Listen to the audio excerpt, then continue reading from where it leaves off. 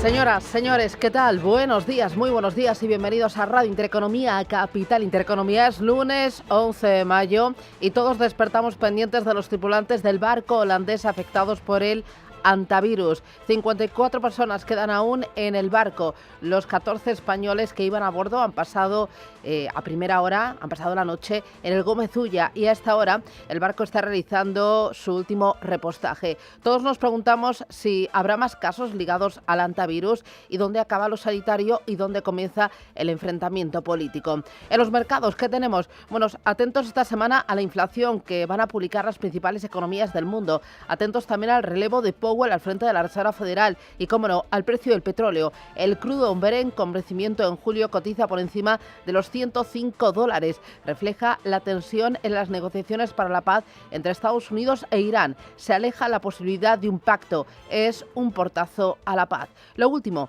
el presidente de Estados Unidos, Donald Trump, ha rechazado la contrapropuesta de Irán para poner fin a la guerra de 10 semanas en Oriente Medio, calificándola en su red social de totalmente inaceptable. Teherán insiste en las reparaciones de guerra, la plena soberanía sobre Hormuz, el fin de las sanciones y la liberación de los activos iraníes congelados. Teherán, según cuentan los medios estatales iraníes, califica la propuesta de Estados Unidos de exigencia de rendición. El presidente iraní Pezeshkian ha declarado en X: jamás inclinaremos la cabeza ante el enemigo. Han sido sus últimas declaraciones. Según cuenta de Wall Street Journal, Irán accedió a suspender el enriquecimiento de uranio, pero por un periodo más corto que la moratoria de 20 años propuesta por Estados Unidos. Irán rechaza además desmantelar sus instalaciones nucleares. A esta hora, ¿qué tenemos? ¿Qué está pasando en el estrecho? Bueno, la Armada de Irán mantiene sus submarinos ligeros en estado de alerta en la zona. Son unidades navales llamadas delfines persas por su alta movilidad y capacidad operativa, que realizan maniobras de vigilancia constante en la zona para garantizar la soberanía territorial. Las autoridades norteamericanas afirman haber desviado 61 buques mercantes y haber inmovilizado 4 en el marco de su bloqueo impuesto a los puertos iraníes en Hormuz, algo que Irán ha calificado como violación de alto el fuego acordado entre ambas partes. Con esto, como digo, el petróleo tensionado y las bolsas con signo mixto en Asia y con futuros que apuntan a la baja en Europa. ¿Qué tenemos, Eva Villanueva? Buenos días. Muy buenos días, Susana. Pues sí, efectivamente, es de nuevo una jornada en la que vemos cómo el petróleo vuelve a ser decisivo para ver lo que está pasando con el ánimo de los inversores. Subidas del 4% para el crudo Brent, que está marcando a esta hora los $105,79, mientras vigilamos muy de cerca lo que pasa también con ese barril del West Texas, que vuelve a superar el nivel de los $100, disparándose a esta hora el 5%, todo en una jornada donde, por supuesto, si sube el temor sobre el motor inflacionario que es el petróleo, los inversores buscan refugio. El índice dólar, el billete verde, vuelve a fortalecerse y ese índice que lo compara frente a las principales divisas vuelve a llevarle a 98,12 unidades. En el euro, frente al dólar, por supuesto, vemos retroceso en el billete comunitario en unos 17,52 unidades y la mirada puesta en el dólar yen, 157 unidades. Avanza ahora mismo ligeramente en un escenario donde Tokio apuesta a un giro hacia una postura más restrictiva en el Banco de Japón y un respaldo de Estados Unidos por parte de Scott Bessent, que viaja al país para que ayude a frenar la caída de la divisa. Todo con un escenario donde los bonos volvemos a ver subida en las rentabilidades y el Treasury americano a 10 años en el 4,39%. Como dices, esta mañana en Asia lo que vemos es signo mixto. El Kospi surcoreano se escapa de las dudas, se dispara con la tecnología, con sus gigantes de chips, sube 5%, marca máximo histórico en los 7.875 puntos, mientras que el índice Nikkei de Tokio retrocede tímidamente un 0,29%. En las plazas chinas vemos subidas más sólidas en el CSI 300 del 1,40% después de haber conocido un dato de inflación que ha batido las expectativas en China, y una jornada donde Hong Kong retrocede. En cuanto al principal mercado del mundo, ¿qué estamos viendo? Pues vemos como los futuros del S&P 500 están retrocediendo, tienen dudas, mientras que los del Nasdaq avanzan todo tras una jornada que llega tras una semana de fuertes ganancias en los principales índices, donde veíamos al S&P 500 con subidas del 2% en la semana, al Nasdaq Composite del 4%, apoyados además en un sólido dato de empleo, y viendo cómo tanto el S&P y el Nasdaq suman 6 semanas consecutivas de ganancias, algo que no sucedía desde 2024, y el Dow Jones algo más rezagado, que suma 5 semanas consecutivas de avances. Los futuros europeos los vemos con dudas.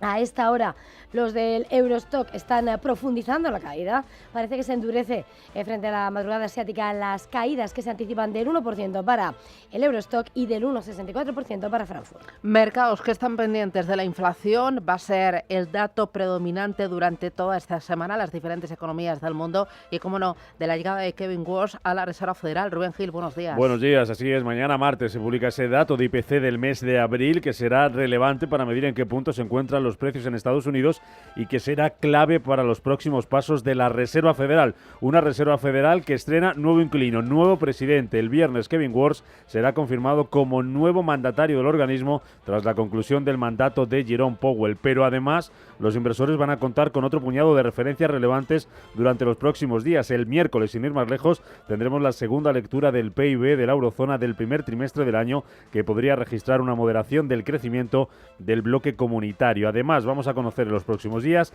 la encuesta ZEW de confianza inversora en Alemania, datos finales de inflación en Alemania, España, Francia e Italia, y en Reino Unido se publica la primera lectura del PIB del primer trimestre del año. Sigue la campaña de resultados en España con las cuentas estos días de Telefónica, Técnicas Reunidas, Merlin Properties y Colonial. En Europa, turno para empresas como Allianz, Siemens o Deutsche Telekom, y en Estados Unidos será turno, entre otras, para Cisco System y Constellation Energy. Son las 7:07, esto es Radio Intereconomía. El lunes nos trae más noticias. Los ministros de Exteriores de los 27 se reúnen hoy para analizar la situación en Oriente Medio y en Ucrania. Consejo de Exteriores en el que se hablará de la seguridad europea, de los Balcanes, de la repercusión de la guerra en Irán y también de la guerra en Ucrania. Será el primer encuentro de este tipo en el que participe Hungría, ya bajo la presidencia de Peter Magyar. Vladimir Putin dice que el conflicto en Ucrania está llegando a su fin. El presidente ruso aseguraba este fin de semana ante los medios, con motivo del desfile del Día de la Victoria, que la guerra ya está en su etapa final, e incluso señalaba que estaría dispuesto a reunirse con el presidente ucraniano Volodymyr Zelensky. También Putin se mostraba interesado en abrir un diálogo con la Unión Europea. Todo va de maravilla, prometieron ayuda y empezaron a avivar los enfrentamientos con Rusia, que continúan hasta hoy. Creo que el asunto está llegando a su fin, pero aún así es algo grave. Irán amenaza a Francia y Reino Unido por el despliegue de buques militares cerca de Hormuz. Teherán asegura que responderá de manera firme e inmediata al despliegue de buques militares cerca del estrecho de Hormuz, que los dos países europeos han anunciado para garantizar la libre navegación en la región. Este fin de semana Francia apuntaba que el portaaviones nuclear Charles de Gaulle había atravesado el canal de Suez y había entrado en el Mar Rojo en dirección hacia aquella parte del mundo. China y Estados Unidos mantendrán negociaciones comerciales esta semana en Seúl antes de la visita de Trump a China. El viceprimer ministro chino He Lifeng va a viajar a Corea del Sur para mantener el miércoles negociaciones económicas y comerciales con Estados Unidos en la víspera de esa visita del presidente estadounidense Donald Trump a China esta semana. Por su parte, el secretario del Tesoro estadounidense Scott Bessent va a viajar este lunes a Japón y a Corea del Sur antes de continuar hacia Pekín para esa cumbre entre Trump y el presidente chino Xi Jinping. Starmer se niega a dimitir tras el mal resultado del laborismo a las elecciones municipales y autonómicas de Reino Unido. Victoria contundente del partido Reform UK de Nigel Farage en esos comicios celebrados la semana pasada, que deja al primer ministro británico en la cuerda floja. Sin embargo, Starmer asegura que seguirá al frente del gobierno y que asumirá la responsabilidad de los duros resultados. No voy a abandonar el cargo para el que fui elegido en julio. Por supuesto, los resultados son duros, muy duros, y no voy a edulcorar el hecho de que hayamos perdido a candidatos brillantes que lo han dado todo por su comunidad. Y por supuesto duele y debe doler, por eso tenemos que reflexionar y reaccionar.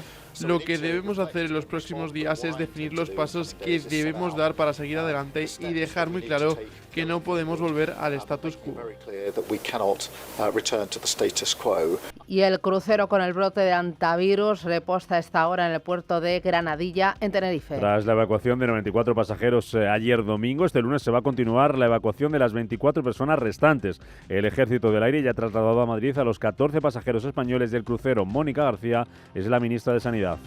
Los siguientes pasajes preparados son de Francia, que ya están también en el aeropuerto esperando a despegar, y los siguientes pasajeros que van a desembarcar del barco van a ser los pasajeros canadienses. Los siguientes serán Países Bajos y Reino Unido, y esperamos también esta tarde a Turquía y a Irlanda.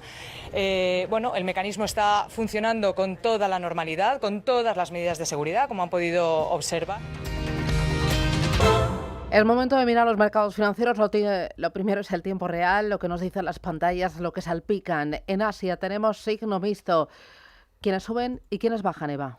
Bueno, pues importante señalar quién es la estrella de la sesión. Es el Kospi surcoreano, que una vez más, de la mano de la tecnología, se dispara un 5% y marca récord en los 7.891 puntos. Es el índice que más sube, aunque también vemos jornada de subidas en las plazas de China. Shanghái 0,94% al alza, 4.219 puntos. El CSI 300 sube con más fuerza. Hoy el dato de inflación ha sorprendido, 1,41% de subida, 4.940 enteros, aunque si miramos a Hong Kong vemos retrocesos moderados del 0,24% en los 26.331 puntos. En Japón, el índice Nikkei cede un 0,18%, 62.599 puntos. Australia pierde un 0,63%, marca los 8.689 puntos. Y atención a India, el Nifty, que cae con fuerza un 1,28% en los 23.867 puntos, en medio de las advertencias de Modi de ahorro energético a sus ciudadanos. Muy bien, miramos ahora al mercado americano. Los futuros vienen. Roberto Sol, buenos días. En rojo, caída, buenos días. Viene en rojo, caída del 0,02% para el Nasdaq 100, del 0,13% para el S&P 500, y el Dow Jones apunta a una caída en su futuro del 0,23%. Mixtos vienen los futuros en Europa. El DAX abajo un 0,13% y sin embargo el Eurostock 50 está en positivo, pero por la mínima. Sube un 0,02%. El VIX de volatilidad, el índice del miedo, muy paradito en 19,15 puntos. Y es importante mirar cómo están las criptomonedas en tiempo real, y aquí las tenemos. Miramos principalmente a Bitcoin y también a Ethereum. Bitcoin 80.871 dólares, paradito. Ethereum ligeramente a la baja en la última semana, un 2,33%, ha caído en los últimos 7 días, pero frente a ayer sube un 0,30, tiempo real 2.334 dólares. Esta es la fotografía, vamos directos al contenido.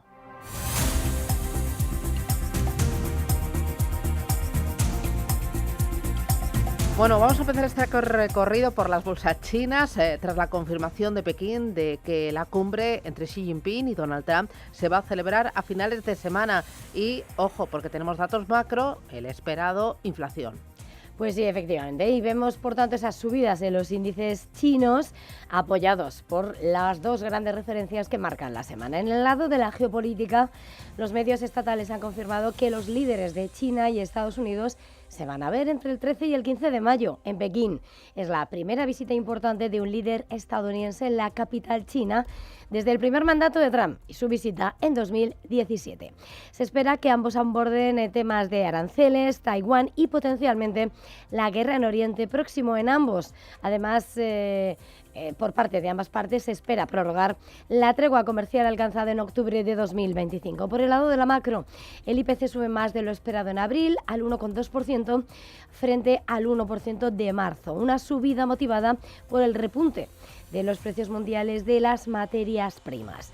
Los precios minoristas de la gasolina se han disparado un 19,3% interanual, pero los de los alimentos han caído el 1,6% por la bajada de la carne de cerdo y los productos frescos. La subyacente sube al 1,2%, unos precios que además se han visto impulsados por las vacaciones del día de trabajo y las de primavera. Vamos a la India. Ahí las bolsas cotizan con fuertes caídas en medio de las advertencias de Modi de reducir el consumo de gasolina y también de diésel. Pues sí, este fin de semana el primer ministro ha hecho un llamamiento a la ciudadanía para que adaptara medidas de ahorro de combustible, incluidas prácticas de la época del COVID, como el teletrabajo. Modi ha pedido a los ciudadanos que reduzcan consumo de aceite comestible y a los agricultores que disminuyan su dependencia de los fertilizantes importados. Asimismo, insta a la población a reconsiderar grandes gastos como los de oro y viajes al extranjero durante al menos un año. Más cositas recorriendo estas plazas asiáticas. Nos vamos ahora a Tokio. Ahí destaca el desplome de Nintendo tras presentar resultados bastante decepcionantes. Los presentó el viernes y pronosticar una caída de las ventas. Son las mayores caídas en 3 meses. Pues sí, y esto le lleva a caer a esta hora al gigante de los videojuegos con fuertes caídas. Ha llegado a caer un 10% y a esta hora es del 8,76%.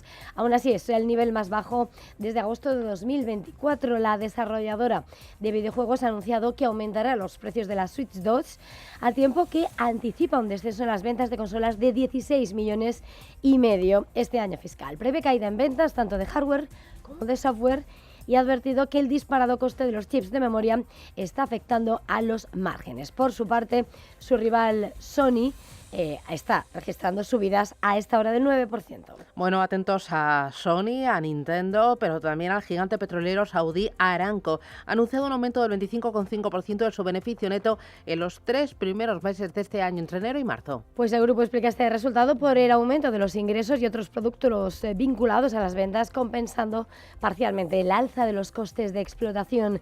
El grupo, que es uno de los más grandes del mundo en términos de capitalización bursátil, ha anunciado ese beneficio de 32,04 mil millones de dólares frente a los 25.000 millones de dólares en el mismo periodo de 2025. En marzo, Aramco, controlada mayoritariamente por el gobierno saudí, había advertido en cambio sobre consecuencias catastróficas por la guerra en Irán.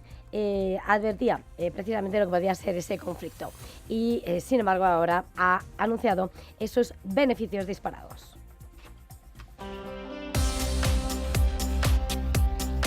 Miramos al mercado americano para conocer cuáles son las claves del día de hoy y también pues esta semana que hoy arranca. Hoy vamos a conocer ventas de viviendas de segunda mano de abril y mañana será importante el índice NFIB, ¿cómo lo dices, Roberto? NFIB. NFIB, Ahí de optimismo estás. de pequeñas empresas de abril. El miércoles, ¿qué tenemos?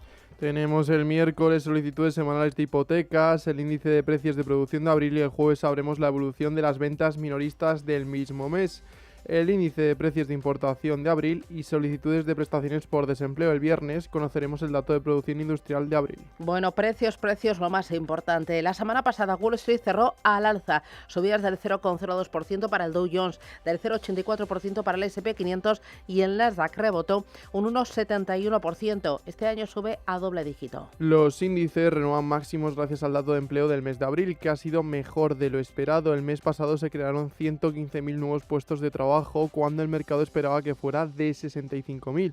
Eso sí, se queda por debajo de las 178.000 nuevas nóminas del mes de marzo y la tasa de desempleo se mantiene en el 4,3%. Kevin Hassett, director del Consejo Económico Nacional. Por segundo mes consecutivo hemos tenido cifras de empleo espectaculares y lo realmente interesante es que analizamos esos datos que ustedes también utilizan, estoy seguro, llamados mapas de calor, donde se analiza por categoría como dónde está el verde y dónde el rojo, y prácticamente todo era verde. Lo que significa esto es que el mercado laboral está en pleno auge y es totalmente coherente con lo que vimos en los datos de solicitudes hace solo unos días. Las buenas cifras de empleo chocan con el dato de confianza de la Universidad de Michigan del mes de mayo, que cae a 48,2 desde los 49,8 del mes anterior, un mínimo histórico en el que ha influenciado y mucho la inflación y la pérdida de poder adquisitivo, todo en un marco de preocupación por el conflicto de Irán. La tecnología y las firmas de inversión fueron los principales catalizadores de la sesión del viernes. Inter sigue con su comportamiento alcista y cerró la última jornada con una subida del 14%. Esto después de que The Wall Street Journal informara que los dos están preparando un acuerdo histórico en el que la compañía de Jensen Huang desarrollaría chips para iPhones y Macs. En la última semana la acción lleva una subida acumulada del 30%. Apple subió más de un 2%. Broadcom avanzó un 4% después de que Bloomberg anunciara que tanto Blackstone como Apollo Global están negociando una financiación de 35.000 millones para el desarrollo de semiconductores. Además, otra de las más destacadas es Qualcomm, que se anotó máximos históricos después de una subida del 8%. La firma presentó el viernes nuevos chips para móviles. Más cosas. Moderna fue otra de las protagonistas. Sus acciones se dispararon un 12% tras anunciar avances con su vacuna contra el antivirus. La farmacéutica reveló que está trabajando con el Centro de Innovación de Vacunas de la Facultad de Medicina de la Universidad de Corea. Dell fue otra compañía que impulsó a los índices, logró un alza del 13% gracias a los comentarios de Trump, que invitó a la gente a comprar ordenadores de la compañía, alegando que la familia Dell es una gran familia y que han hecho un trabajo excelente. Dentro del Standard & Poor's destacan los avances de Akamai Technologies y Micron. La primera subió un 26% después de firmar un acuerdo con Anthropic por valor de 1.800 millones de dólares y la segunda subió un 15%. Máximos históricos de la compañía tras una elevación de precio objetivo por parte de Mizuho. Monster Beverage subió también un 13% después de presentar cuentas que superaron las previsiones del mercado. Bueno, son las 7:25, esto es Radio Intereconomía. Nos vamos ahora a Europa. Ángel Lozano, ¿qué tal? Muy buenos días. Hola, ¿qué tal? Muy buenos días. Bueno, tú dirás, esta semana viene cargadita, con curvas, en línea recta no, nunca. En línea recta nunca, ya sabes. Tenemos datos macro en los próximos días y también resultados trimestrales, pero la semana no va a ser tan intensa como la anterior. No cantes victoria. Bueno, Te has efectivamente. venido muy arriba. A ver si luego pronto. aparece cualquier operación Seguro. corporativa y tengo que desdecirme. Bueno, hoy no tenemos datos macro de interés. Celebra Junta General de Accionistas GAM, General de Alquiler de Maquinaria, y conoceremos los resultados de la farmacéutica Almiral. Esta semana en España rendirán cuentas Telefónica, Merlin Properties, Colonial, Técnicas Reunidas, y en Europa compañías como Allianz, Siemens o Deutsche Telekom. Tenemos ya declaraciones muy madrugadoras del gobernador del Banco Nacional de Austria, Martin Kocher, y miembro del BCE, que dice que no se puede descartar el riesgo de esta inflación a pesar de la resiliencia de la economía y del mercado laboral. Asegura que la recuperación económica está en riesgo y que las presiones inflacionistas se han intensificado por el conflicto en Oriente Medio. Entre los valores protagonistas miraremos a Acciona, según publica el diario Expansión. Va a encargar a Citi y Goldman analizar una OPA sobre su filial verde. E Indra también noticia porque reúne hoy en Barcelona a más de 200 empresas del sector de la defensa para presentar su plan de crecimiento en Cataluña y pretende formalizar 19 alianzas empresariales. Bueno, también apúntese un nombre, TSK, es una ingeniería asturiana que quiere romper el hielo de la bolsa española, debutando en este mes de mayo. Apúntese la fecha, el próximo día 13. Su objetivo es captar 150 millones y acelerar su crecimiento con ese capital. De la semana pasada, ¿con qué te quedas, Ángeles? El IBEX 35 cerró el viernes en 17.889 puntos, cayó un 0,95% y en el conjunto de la semana ganó un 0,6%. Los resultados empresariales volvían a tener protagonismo en el IBEX. Vimos caídas en IAG del 2,6%. Tras la presentación de cuentas, Acerinox caía 2 puntos porcentuales y Grifols un 2,36% a la baja. Presentaban también resultados, llegan recibidos con subidas los de Amadeus, que ganó un 1,85%, y Ferrovial, aunque por la mínima, subía un 0,13%. Entre los valores que caían, aunque no habían presentado cuentas, AENA se dejó un 2,64%, Inditex un 2,5%, lo mismo que Sabadell y ArcelorMittal, que perdía 2 puntos porcentuales. En el terreno positivo destacaba Repsol gracias al repunte en el precio del petróleo. En el resto de Europa, pues vimos al DAX dejarse un 1,32, se alejaba de los 25.000 puntos, París perdía un 1,10, Londres un 0,43 y Milán terminaba plano. Entre los valores protagonistas en Europa vimos a Commerzbank caer un 4% tras publicar cuentas. Y si hacemos un balance de lo que fue la pasada semana en el IBEX 35, pues ACS volvió a ser el valor protagonista, subió un 12%, desde el pasado 2 de enero se revaloriza casi un 62%. Está muy cerquita de máximos históricos. ArcelorMittal la pasada semana subió un 6% y Amadeus un 5,7%. Los que más cayeron, Robi, auténtico desplome tras el profit warning lanzado el día que presentó resultados, perdió un 21%. Por detrás, Endesa, que también presentaba cuentas, se dejaba un 5,25%, y en la misma situación IAG, que reconocía que la subida del precio del petróleo va a tener un impacto negativo en sus cuentas y que en el conjunto de la semana retrocedía un 4,75%. Bueno, dos cositas más. Uno, el bono del Tesoro español a 10 años se coloca en el 3,35% de rentabilidad. El bono alemán a 10 años, el Bund, ofrece un rendimiento del 3%. Y en el caso del T-Note, el descenso en la rentabilidad se apreció y está en el 4,36%, 7 puntos porcentuales menos la semana pasada frente al anterior. Ese es el movimiento de los bonos. Si hacemos un balance de lo que está siendo el año en las principales bolsas del mundo, tome nota, el Nasdaq a la cabeza como una moto, un 15,31% de subida en lo que va de año. El Standard & Poor's un 8,02%, el IBEX 35 en positivo un 3,36%, el Eurostock 50 también en positivo un 2,07% arriba, y ojo a dos índices, el CAC 40 y el DAX siguen en negativo en este año 2026. Son las 7:31, Eduardo Bolinches es analista de Invertia, el diario económico del Español. Bolinches, ¿qué tal? Muy buenos días, bienvenido. Muy buenos días, Susana, ¿qué tal? ¿Cómo estamos? Muy bien. Oye, esta semana mirando al petróleo y también a las cifras de inflación que se van a publicar a uno y otro lado del Atlántico, ya tenemos un pequeño aperitivo con el dato de China. ¿Qué te ha parecido el IPC en China? Y luego, ¿qué es lo que esperas del resto de los datos que tanto preocupan a los bancos centrales?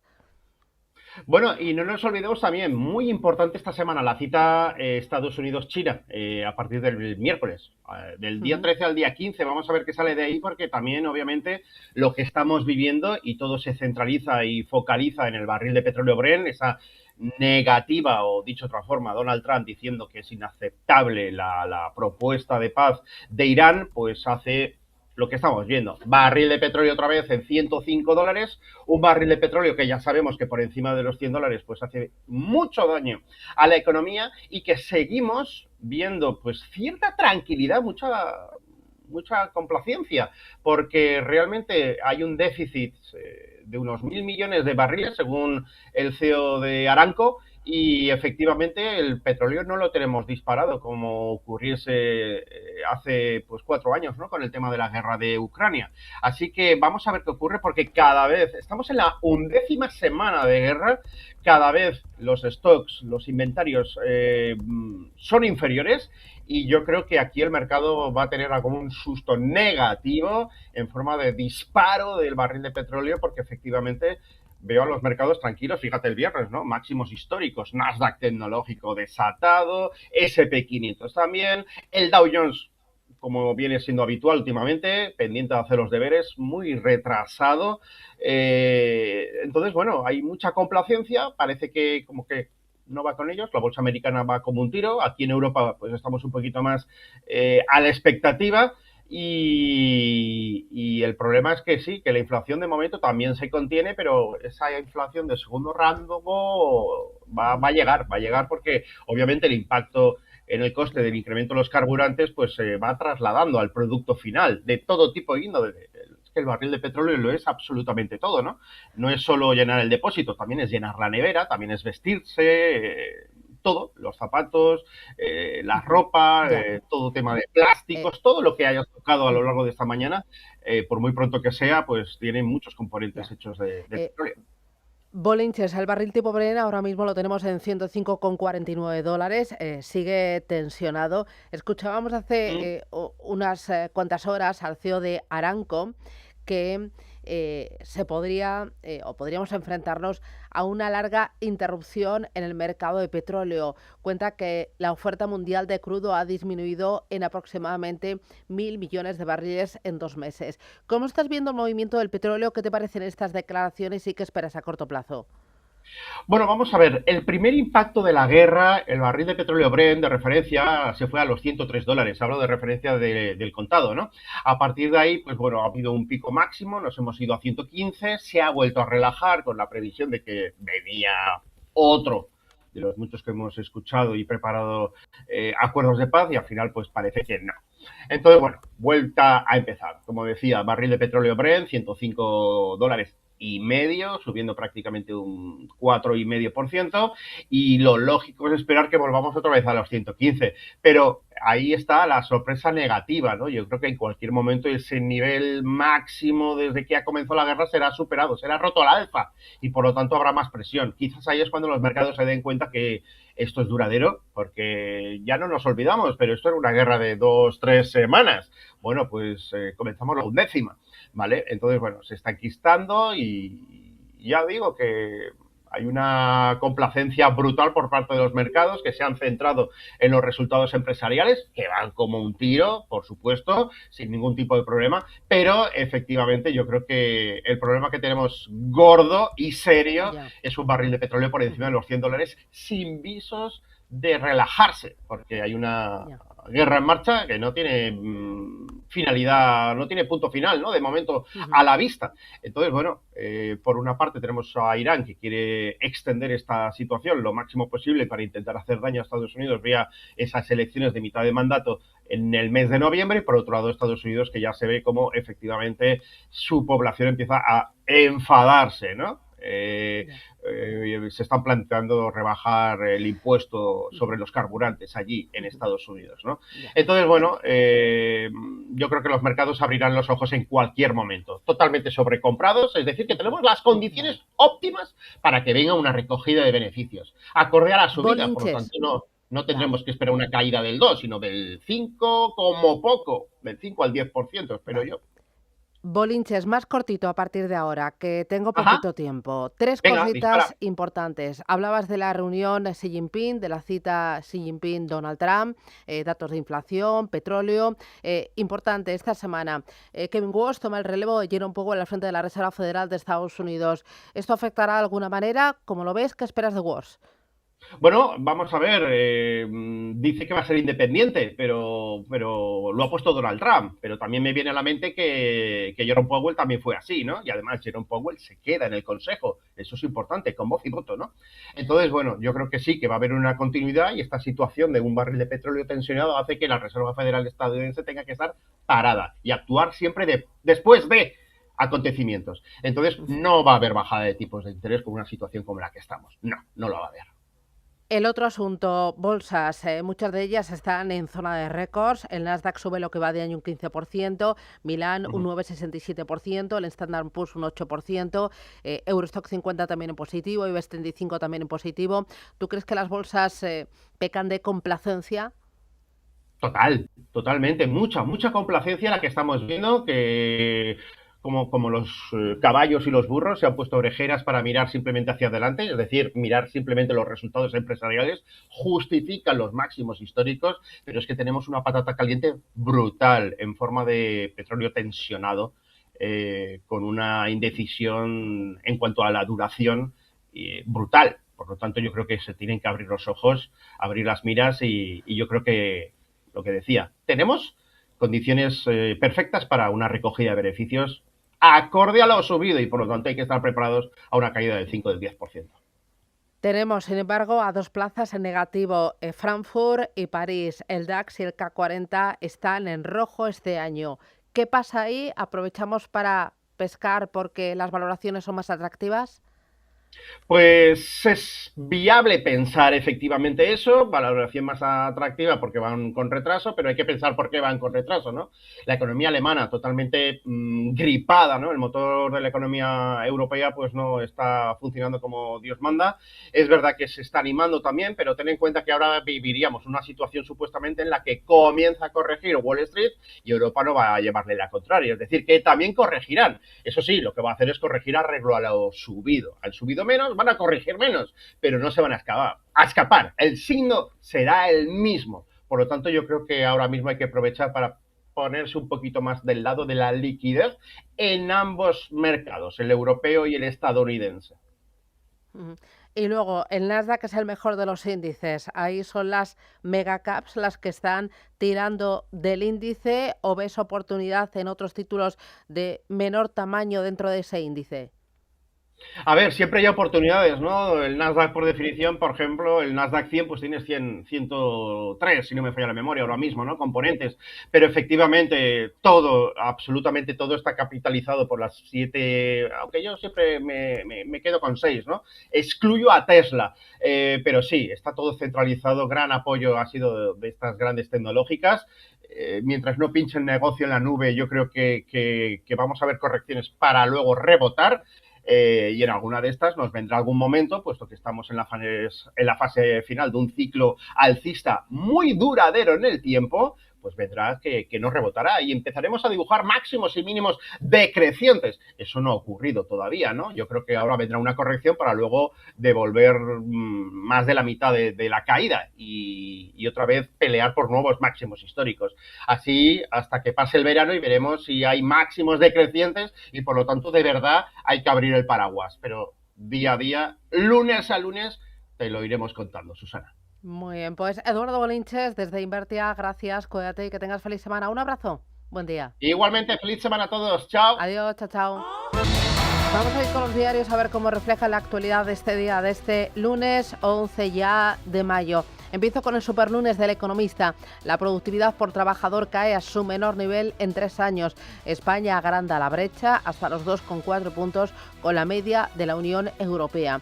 Las prejubilaciones bajan a su mínimo histórico en el primer trimestre del año. La cifra es inferior a las 420.000 personas. El retraso en los pagos que sufren las pequeñas y medianas empresas roza ya los 100 días. Renfe frena en Centro Europa por las incidencias en trenes. Sareb impulsa el desarrollo de 200.000 pisos antes de liquidarse y cuenta también que Trump amenaza con un golpe de 1.100 millones de euros al motor. Más cosas interesantes. Los bonistas se arman con A&M en la crisis de Antolín y cuenta que Santander, BBVA y Unicaja aceleran en hipotecas. Los bancos aumentan más del 20% la nueva financiación, mientras que el mercado desacelera su expansión hasta un 5% en los 3 primeros meses de este año. En el diario Expansión, Acciona explora una OPA, una oferta pública de adquisición de acciones a su filial de renovables. Encarga a Citi y Goldman Sachs buscar alternativas estratégicas para su filial Acciona Energía. Cuenta que Citi y Goldman Sachs fueron 2 de los principales asesores del grupo en la salida a bolsa de Acciona Energía. Más cosas que destaca este diario. Armani se une a Nadal y Matutes para hacer residencial en España. Lanzan hoy junto a Sierra Blanca Estates un proyecto inmobiliario de lujo en Marbella. También destaca los españoles del Ondius ya están en el Gómez Ulla. Puig y Estela Auder vía libre del mercado para su fusión. Entrevista con Juanma Moreno Bonilla. Vamos a seguir bajando impuestos en Andalucía siempre que podamos. Es el candidato del Partido Popular a repetir como presidente de la Junta de Andalucía. Más cosas que destaca este diario. Atrea compra en Madrid el edificio Los Cubos por 91 millones y Carmiñac busca vías para potenciar su negocio en España. En la contraportada de este diario, Nueva Jersey y Boston meten un gol a los fans en el Mundial. Nueva Jersey cobrará $150 por el viaje de ida y vuelta al estadio MetLife frente a la tarifa habitual de $12,90. Boston ha subido los precios de $20 a $80 durante los partidos. Cuenta que en Filadelfia, Seattle y Los Ángeles el transporte público mantendrá sus tarifas sin cambios. Vamos ahora con prensa nacional e internacional. Roberto. El País señala en su portada que un gran operativo desactiva la crisis del buque MV Ondius. La mayor parte del pasaje fue evacuada, entre ellos 14 españoles que ya están confinados en un hospital de Madrid. El presidente canario trató de evitar el fondeo hasta última hora. El Mundo también destaca en portada las elecciones en Andalucía, semana decisiva. Moreno apuntala a la absoluta mientras PSOE y Vox se atascan. El PP acaricia a los 58 escaños gracias al estancamiento de Abascal. Montero recupera algo de terreno, pero solo aspira a repetir los 30 diputados. Vamos a la portada, en este caso de La Razón. Señala en portada también elecciones en Andalucía. Moreno mantiene la mayoría absoluta y Montero logra el resultado más bajo del PSOE. El PP obtendría los mismos 58 diputados y el PSOE cae a los 28, 2 menos que con espadas. Y terminamos ABC portada, Sánchez se impone a Canarias y alarga un día la evacuación del buque de antivirus al permanecer aún a bordo 24 personas. Vamos ahora con The Wall Street Journal, cómo un trabajo en OpenAI se convirtió en el mejor billete de lotería del auge de la inteligencia artificial. Los empleados esperaron 2 años para vender sus acciones, luego la empresa les permitió deshacerse de $30 millones. The Washington Post: Trump califica de inaceptable la respuesta de Irán al plan de paz mientras se pone a prueba el alto el fuego. El secretario de Estado, Marco Rubio, declaró recientemente que esperaba que la respuesta fuera una oferta seria. Y The New York Times: Trump rechaza la última oferta de Irán para dialogar, prolongando así el limbo en la guerra de Oriente Medio. Estados Unidos e Irán han estado discutiendo una extensión de 30 días a su alto el fuego y la reapertura del estrecho Hormuz. Nos vamos al repaso de las cabeceras europeas. En Alemania, el Handelsblatt: las empresas de bienes de consumo están luchando contra la caída de las ventas. Según un análisis de balance, los altos precios están afectando las ventas de muchos fabricantes a nivel mundial. Frankfurter Allgemeine, por su parte, destaca en portada: una cruda realidad choca con las inquebrantables exigencias maximalistas de Putin. En la Plaza Roja marchan muchos menos tropas que antes, pero Putin se mantiene firme en sus exigencias. Dice el periódico The Times, destaca que el Starmer lucha por salvar su pellejo tras ultimátum de Rainer, y Financial Times, por su parte, señala que los beneficios de Saudi Aramco aumentan gracias al alza del precio del petróleo y al oleoducto, que compensan el impacto de la guerra con Irán. Y terminamos en Francia, portada de Le Monde: como Rusia captura, encarcela y tortura a miles de civiles ucranianos, ignora todas las leyes y hace lo que quiere, señala el periódico. Y Les Echos destaca declaraciones de Thierry Breton: la regla de oro no prejuzga en absoluto las decisiones presupuestarias y fiscales, mientras que el primer ministro Lecornu rechazó las propuestas de Medvedev para reformar el procedimiento presupuestario. El excomisario europeo Thierry Breton, en Les Echos, aboga por la aplicación de una regla de oro constitucional para limitar el déficit.